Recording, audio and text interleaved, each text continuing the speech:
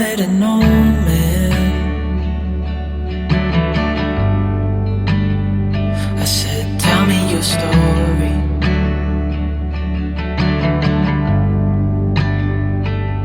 He took out a notepad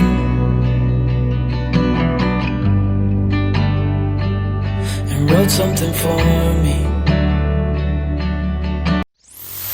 Ladies and gentlemen, you are listening to Life Well Lived by Amabala Stephen. It's an engaging and enlightening talk show on life, relationships, and the business of life. Grab a cup of juice and just chill. Life Well Lived by Amabala Stephen. Live life. Live fully.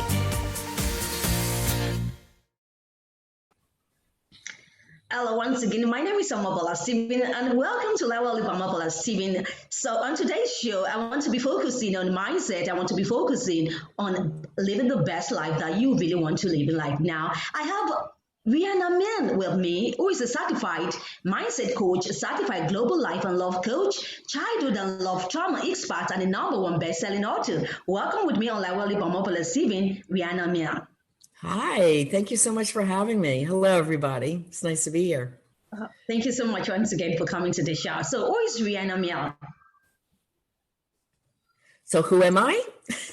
Right. Okay, my journey started in year 2000 when I went to be certified as a counselor. I have a triple master's in applied clinical and counseling psychology and opened up my practice in New Jersey, USA. Called Therapy by the Sea. And during those years, I worked in schools, every grade level, kindergarten through college, as a crises and trauma counselor. I worked in hospitals with kids ages 5 through 19 as a trauma counselor, working with kids who are suicidal, cutting, eating disorders, runaways, kids that were adopted or part of foster care. So critically mental health cases. Also working in my own private practice and with addictions, so a teenage addiction center, as well as women from the prison system. So all those in combination led me to doing a lot of work with trauma recovery. And in 2009, I decided to go for coaching because my model is always more education and solution focused.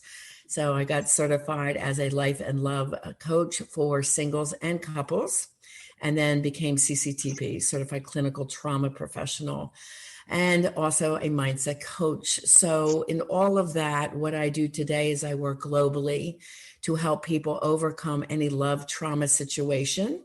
And usually people who have endured or suffered from love trauma attracted that person into their life because their own childhood trauma has not been healed. So it is a puzzle of trying to, get back to the beginning of what their traumas were and then see how they're showing up for them today. Oh, great. Thank you so much for that. Now, part of many arts that you've done is working with clients, to create a unique love ceremony that is custom made. Now, I want us to talk about this unique service that you offer.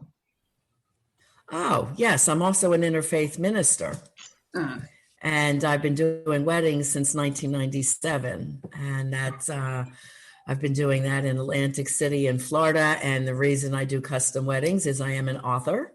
I've written books, Live and Love Beyond Your Dreams, and 5 other books. But Live and Love Beyond Your Dreams are the ones that are for my coaching clients. And they are for the mindset for success.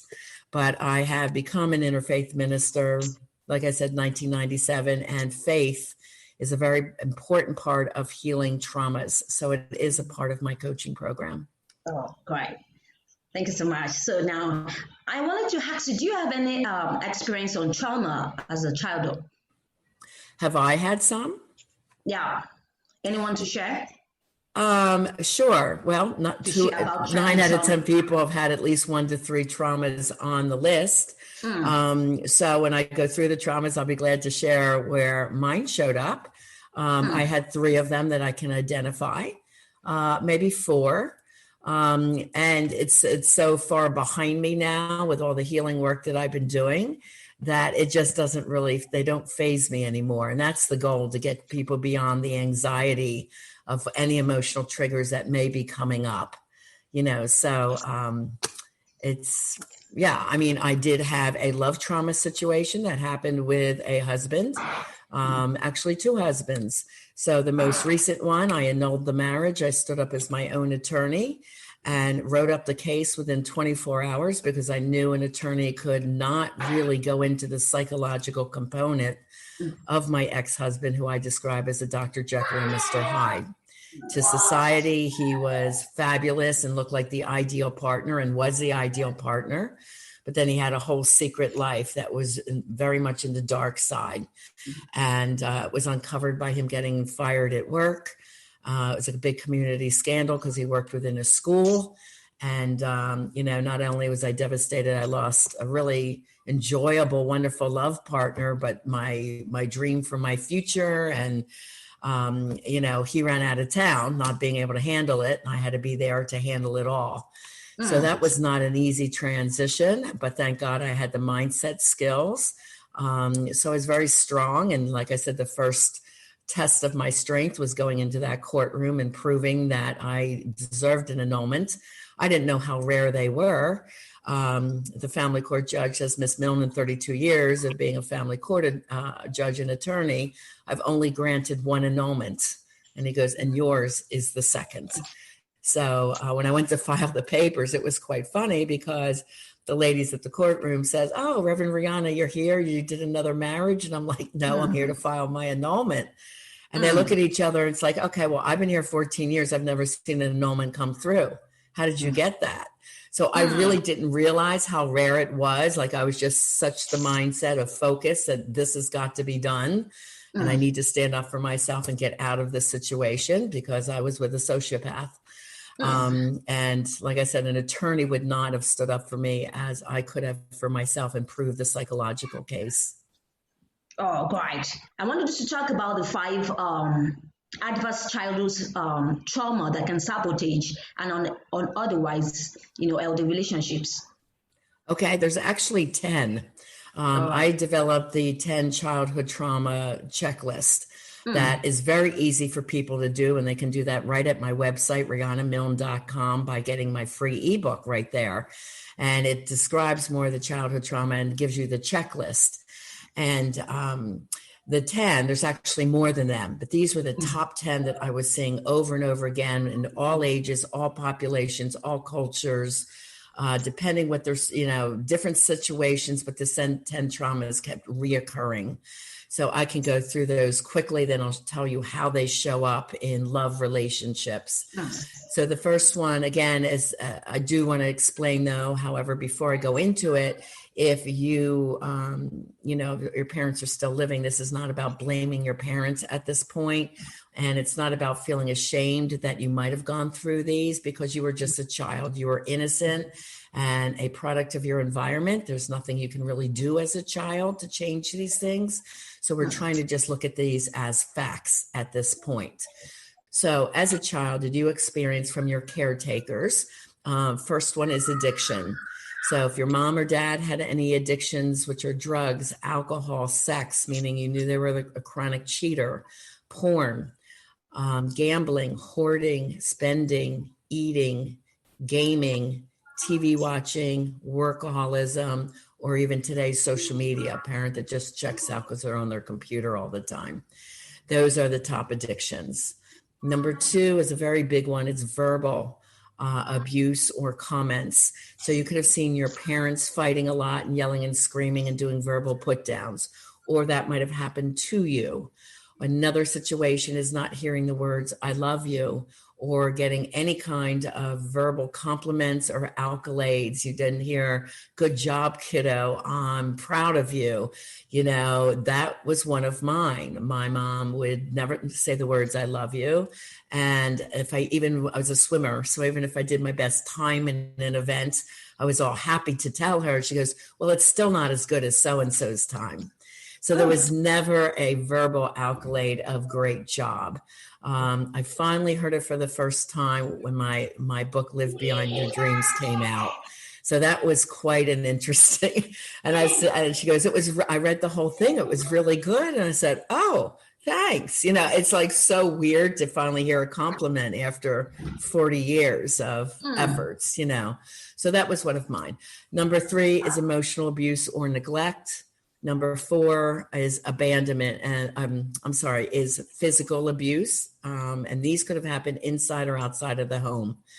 So your home could have been perfect, but if you were walking to school and beat up by the bully every day, that's still physical abuse you're receiving as a child. It could have been sexual abuse, rape, or molestation. That's category 4. Number 5 is abandonment, and there's fault and no fault abandonment. So a no fault abandonment would be if a parent happens to die early, if they go off to war. And believe me, working in the schools, the child is always afraid if their mom or dad is coming back safe, if they are deployed. Another no fault would be like my situation. My dad traveled a lot to support the family, but we never knew where he was. And the reason we found out years later was he was FBI and CIA. So he can't tell the family where he is. But I remember asking as a child, where's dad? When's daddy coming home? My mom would never know. She goes, well, I don't know where he is. And I'm like, is my dad okay? So that anxiety around that is a part of abandonment. Okay, so that's no fault. A fault abandonment would be if there was, the parent was in your life for a little while, then the relationship breaks up and that parent's no longer there. Or, of course, if a parent never claimed the child, never was in the child's life. Or there's even an emotional abandonment, which is a fault. So that parent could be in the house, but pay no attention to the child. Or if it's a custody weekend, the father might be watching American football all weekend and the child's in the room on their computer. So there's no emotional engagement. It's just like emptiness. So a lot of kids have claimed that I don't even want to go to my dad's house because he never even talks to me. We have nothing's there. Or they don't go to their sporting events or their art events. There's no emotional support. So that's a form of abandonment too. Right. Next one, number 6, is if you were adopted, part of foster care, or needed to live in another family's home because you've lost your home or your parents couldn't take care of you. Trauma number 7 is one of the other top ones that people mostly recognize under this one as well. This one is personal trauma. So if you were bullied at any point in time, I was a very tall and skinny girl. So I was bullied because of that. Some young men that are tall and skinny are called the nerd. If you were a heavier child and had extra weight, you might have been bullied for that. If you were of a different race or culture, a Black girl in an all-American white school, feeling different because she's African American and not Caucasian, she can get bullied for that. Our young people coming out as LGBTQ often really get bullied. They're not accepted. It was worse years ago. It's more accepted today.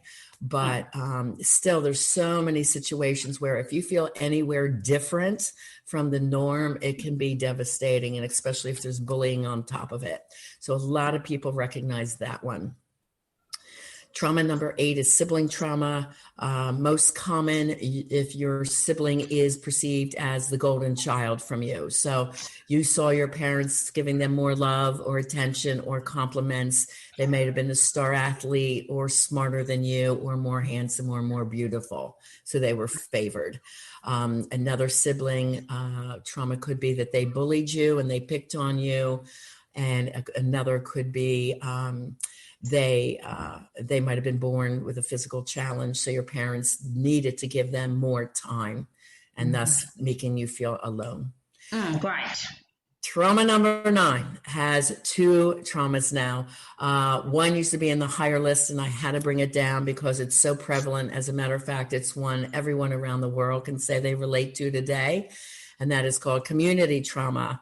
And that is our experience now with this COVID pandemic. The fear around it, the anxiety, are you going to get sick, the fear of losing loved ones. So that is a community trauma. Also, community traumas are loss of our communities by Mother Nature, flood, fires, hurricanes, volcanoes, mudslides, anything of this type of disaster. Also, it can be our school shootings, our mass shootings. What happened on our capital in the USA this week was shocking and a community trauma for all of us to have to see. So things like that affect people at large. The other part of number 9 is family trauma. This is if a parent was incarcerated, if you grew up in extreme poverty, if you remember a lot of lack growing up, you were worried about, will bills be paid? Is there enough money for food? Living in a dangerous environment where you're afraid to go off to school because it's too dangerous. Or even our military families in the US, they have to move every 2 to 4 years and thus displace the child, putting them in new schools all the time. So that could be traumatic, always being the new kid and having to adjust. So those are just a few examples of family trauma. And the last one, number 10, is if there's mental health illness in your mom or dad or caretakers. The 2 most difficult is borderline and bipolar. Borderline is fast trigger anger. When they're good, they're great, but when they're bad, they're really horrid. You just don't know what you're going to get. So the child's often walking on eggshells and very anxious around that parent. And then bipolar is manic depressive. So that depression can show up as checking out emotionally, anger, or just exhaustion. And there's a lot of exhaustion and burnout and stress today, certainly in our country and in many countries around the economy, politics, and COVID. So there's a lot of that going on, a lot of depression and anxiety in families today. So those are the top 10 that I have seen in most of my clients. Oh, great. Thank you for that exposure. Now, I really learned a lot because I have a lot of childhood trauma also. So I really thank you for that exposure. Yeah, thank you so much for that. Yeah.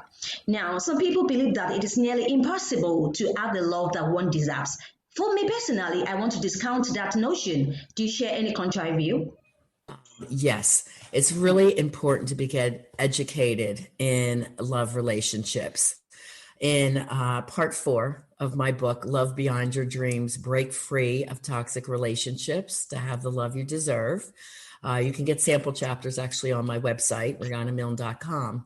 It's the whole section based on research on what the emotionally healthy, evolved, and conscious relationship looks like. So when you know what it is, and you know that you've healed your own childhood wounds, you're not bringing this type of behavior into adult relationships, then yes, you definitely can. If you have another conscious partner that also knows what an emotionally healthy relationship is. So unfortunately, there's not too many people that are into self-growth and self-development, faith-based people. I mean, the research showed 2 faith-based people make the happiest and longest lasting relationship. That's part of the research. So it's really educational, knowing what to do. Our parents didn't teach us, nor did they often model what a healthy relationship was. Our schools certainly didn't teach us.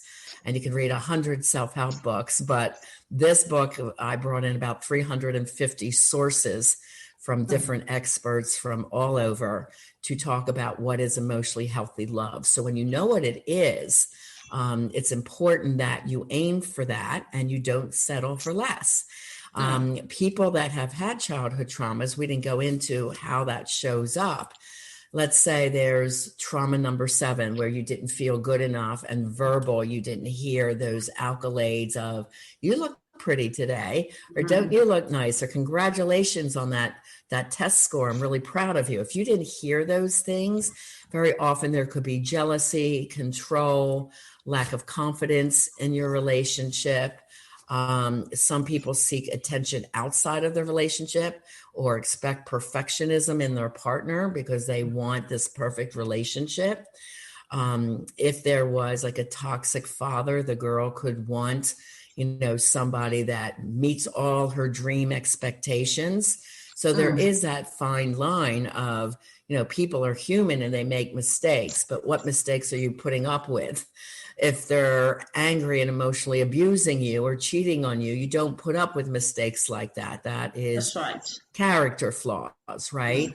But if somebody makes a mistake and they apologize, and you can see from their heart that, they're upset about that as well, then you have to learn to talk through and come up with a solution that's best for the team. The couple has to work as a team, right? That's So right. what's best for the team to fix the problem?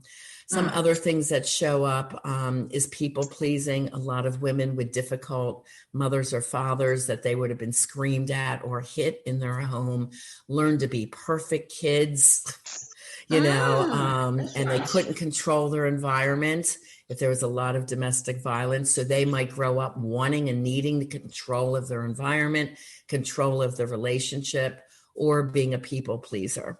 So those are some things that can come up. The imposter syndrome for actors and actresses, they really want the attention underlying, they go for the entertainment careers because they love the attention. They may not have gotten that at home, but then once they make it, they're afraid like, well, why did I make it? Or it's going to leave me, or I don't deserve this kind of money. And they might start drinking or drugging to handle the fame or the instant fame. Or not feeling good enough, right? If they don't get the next role, or they're aging out of their prime, and what do they do with that? So there's that. Now, we have a top politician that is a prime example of unhealed childhood trauma, which is there's a lot of blurting out, saying inappropriate things, a lot of blaming behavior, needing to be liked. Authoritarian wants control, even though it may not be proper. The narcissism that comes with that. So the more traumas and the more severe the traumas, and I always do a level of how severe was that, the worst is the psychopath. The psychopath is a sociopath, a narcissist who kills. The one that's one level down from worse is the sociopath. And the sociopath is someone who uses another for pleasure or profit. And unfortunately, there's a lot of sociopaths out there. Single people who are dating really need to know the signs of sociopathy, and that, they are very charming. They play a great game. They will rope you in and make you believe that this is an ideal relationship. And it's very hurtful when you're on the other side of their toxic behavior. And then 1/3 step down from that is narcissism and the malignant narcissist, which is the top politician that we're talking about, that is actually doing actions that harms others in a big way. So I thank you so much for that, Riana Milne. Now I've been having a brilliant discussion with Riana Milne, who is a certified mindset coach, a certified global life and love coach. Now, I want to ask you this. Do you have any project that you're working on? Projects. Well, this year I dedicated it a lot to self-care, as many other coaches in America are doing. We were really on overload, helping our clients through COVID, emotionally, mentally, through their anxiety, their bouts of depression, isolation. So I'm focusing a lot on self-care and family and friends and exercise and health for myself. Last year was a lot of 12 to 18-hour days for me. I have my podcast, Lessons in Life and Love. I have 106 shows there, so they are free and on every podcast channel. I may be doing a couple of webinars this year, but probably not as many as I did last year. And I'm really just focusing on those clients that choose to invest their time and energy with me, to always give 150% to my one-on-one clients that are wanting and willing to heal the childhood trauma, to feel happier, bring more joy in life, and even more success to their careers. It's amazing when we say life coaching, and if some people say, well, is this love coaching? It's life coaching, and love is a part of that, right? But That's so right. is career. And so is parenting. So being better parents and getting to the next level in your career, overcoming those fears of that lack of confidence that you might not have due to your traumas to get to the next level. And every one of my people that I'm working with get promotions or start the ideal job that they want. They just have this I'm going for it attitude without any fear or hesitation. So it's really amazing to see the growth and the transformation in all life areas when they do the healing of past childhood or love trauma. All right, great. Thank you so much for that. Nice one. Now, did you have anything you want to offer to my audience? The other book, the sister book to Love Beyond Your Dreams, is Live Beyond Your Dreams. And that one's from fear and doubt to personal power, purpose, and success. And they are sister books. They're meant to go together. So they both have the mindset for success, but one is about life and really using the mindset. And the other one is all about love relationships, avoiding toxic relationships, and finding emotionally healthy love. And you can get free book chapters on my website as well at rianamilne.com. So there's all kinds of gifts there. Also, if you would like to meet with me, you are concerned about yourself or your partner. I work with both singles and couples from ages 16 to 76. And even if you're a couple and your partner will not come, I start training the one person that wants the transformation. And it's amazing how the whole relationship can turn around. So just there is an offer on my website. Instead of the $500 assessment hour that I charge, it's only $47 US. So it's a great deal. We do 5 assessments. I personally meet with you for 1 hour, getting to the bottom of the traumas that you've experienced, how they're showing up in your life as an adult, and then starting the roadmap to correct and heal those. And creating the life you desire. Oh, great. I wish you best of luck. Do you have any parting word for my audience? The last few words I want to say is, it's time to create that life you desire and to have the love that you deserve. Don't wait. If we've learned anything through COVID, life is short. And why we have to be isolated. This is a great time for learning and self-improvement. So, get yourself with a certified clinical trauma coach if this is something you're suffering with, and start today, because the lessons you learn and the techniques you learn will be with you the rest of your life. My guy, Bob, who was 73 when he came to me, he had 4 marriage partners divorce him. He did have an alcohol and a gambling addiction. And he's there, I'm a mess. I'm going to die alone. Nobody loves me. And I said, okay, you done feeling sorry for yourself? Let's get to work. So, and he's been with the same girlfriend for 5 years. He just wrote me a beautiful testimonial letter. And he goes, Riana, I'm the happiest I've ever been in my entire life. He goes, why did I wait so long? I said, Bob, don't question that now. The fact is, you know exactly what to do. You've got an amazing lady in your life. You're traveling the world. You're having a great time, and just keep going and encourage others to get help, and that's what our people do. Once they see their life changed, they're out there trying to help and encourage others. Like, don't suffer with this. You don't need to. You can heal from this and create that life you desire and have the love you deserve. Definitely. Thank you so much once again, Riana Milne, for coming to the show. And so it's been a worthwhile discussion once again. I hope some other time that we can do this again. Till I come your way, I need you to stay safe always. It's bye for now. Bye-bye. Bye. Ladies and gentlemen, you are listening to Life Well Lived by Amabala Stephen. It's an engaging and enlightening talk show on life, relationships, and the business of life. Grab a cup of juice and just chill. Life Well Lived by Amabala Stephen. Live life. Live fully.